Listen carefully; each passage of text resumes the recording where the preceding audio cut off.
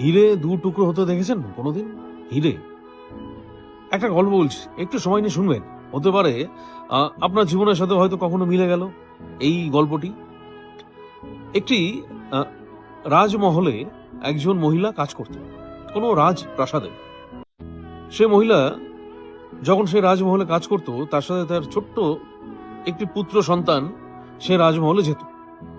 একদিন সেই ছোট্ট ছেলেটি সেই রাজমহলের বাগানে খেলতে খেলতে একটি পাথর কুড়িয়ে পেল, চকচক করছে, ঝকঝক করছে। সে সেইটুকু একটি বাচ্চা ছেলে বুঝতে পারে যে এটি হিরে। সে সেই পাথরটি নিয়ে দৌড়ে তার মার কাছে যায়, গিয়ে বলে, মা মা মা, দেখো আমি হিরে পেয়েছি। তার মা সেই পাথরটি হাতে নিয়ে দেখে সত্যি সেটি একটা হিরে।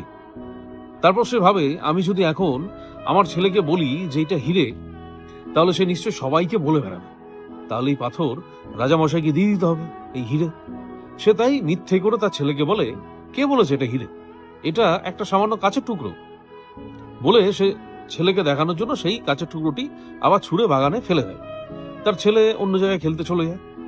তারপরে সে আবার সেই হীরের টুকরোটি তুলে নিয়ে চলে আসে। সে বাড়ি চলে আসে। বাড়িতে আসার পরে সেই মহিলা একজন স্বর্ণকারের দোকানে যায় সেই হিরেটি বিক্রি করার জন্য। স্বর্ণকার সোনা চেনে, হিরে চেনে জহুরি, কিন্তু স্বর্ণকারও বুঝতে পারে যে এই পাথরটি আসলে হিরে হতে পারে, কিন্তু এই মহিলা কি জানে। তাই লোভে পড়ে সেই স্বর্ণকার সেই মহিলাকে মিথ্যে করেই বলে, কে বলেছে এটা হিরে, এটা তো একটা সামান্য কাচের টুকরো বলে সেই মহিলাকে দেখানোর জন্য সেই স্বর্ণকার সেই হিরেটি রাস্তায় ছুঁড়ে ফেলে দেয়। মহিলা দুঃখী হয়ে যায়, ভাবে সে মিথ্যে করে বলেছিল কাচের টুকরো, সত্যি সেটা কাচের টুকরোই। তাই সে মন খারাপ করে বাড়ি ফিরে যায়। তারপরে সেই মহিলা চলে যাওয়ার পরে সেই স্বর্ণকার রাস্তা থেকে সেই হিরে তুলে নিয়ে আসে। সে এইবার যায় একজন জহুরির কাছে, যে হিরে চেনে। কিন্তু সেই জহুরি বুঝতে পারে যে এই স্বর্ণকার এখনো বুঝতেই পারেনি যে এটা আসলেই হিরে। সেভাবে এই স্বর্ণকার যখন বুঝতেই পারেনি এটা হিরে, তাহলে তাকে শুধু শুধু আমি টাকা দেবো কেন। সে তখন হেসে সেই স্বর্ণকারকে বলে, তুমি কি আমায় বোকা বানাতে এসছো?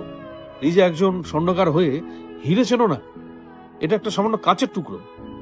স্বর্ণকার তখন লজ্জায় তাকে বলে, না আমি তো বুঝেই গিয়েছিলাম এটা হিরে নয়, তাও একবার আপনার কাছে এসেছিলাম দেখানোর জন্য।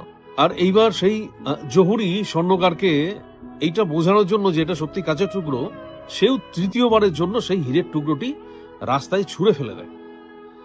সে স্বর্ণকার চলে যায়, আর জহুরি রাস্তায় এসে দেখে সেই হিরেটি দু টুকরো হয়ে ভেঙে গিয়েছে, তার আর কোনো মূল্য নেই। জহুরি তখন সে হিরেকে জিজ্ঞেস করে, তুমি কি এতই ঠুনকো ছিলে যে রাস্তায় ঢিল মারার সাথে সাথে ভেঙে গেলে? হিরে তখন বলে, না, এই নিয়ে আমাকে তৃতীয়বার রাস্তায় ফেলা হয়েছে। তখন জহুরি বলে, আগের দুবার ভাঙুনি, কিন্তু এইবার ভেঙে গেলে কেন? তখন সে হিরে বলে, প্রথমবার আমাকে যে মহিলা পেয়েছিল তার আমাকে চেনার কথাই নয়, সে আমার কেউ নয়, সে হিরে চেনে না। দ্বিতীয়বার যে স্বর্ণকার, সেও হিরে চেনে না, সেও আমার কেউ নয়। কিন্তু তৃতীয়বার আপনি জহুরি, আপনি আমাকে চেনেন, আপনি আমার আপন, কিন্তু আপনি নিজের লোভ ত্যাগ করতে পারেননি। তাই আপনি অন্যের সামনে আমাকে মূল্যহীন করার জন্য রাস্তায় ছুঁড়ে ফেলে দিয়েছেন। তাই আমি দুটুকরো হয়ে ভেঙে গিয়েছি। সে জহুরি আস্তে আস্তে সেখান থেকে উঠে তার দোকানে চলে যায়। এই গল্পটির অর্থ কি?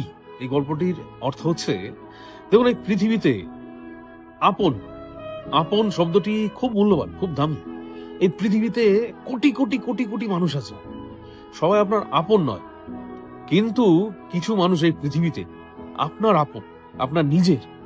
তাই এই কোটি কোটি মানুষ আপনাকে আঘাত করলে, অপমান করলে যতটা আপনার মনে কষ্ট হবে, তার থেকে অনেক হাজার হাজার গুণ বেশি কষ্ট হবে যখন আপনার নিজের লোকেরা আপনাকে ত্যাগ করবে, আপনাকে অপমান করবে, আপনাকে মূল্যহীন করে দেবে।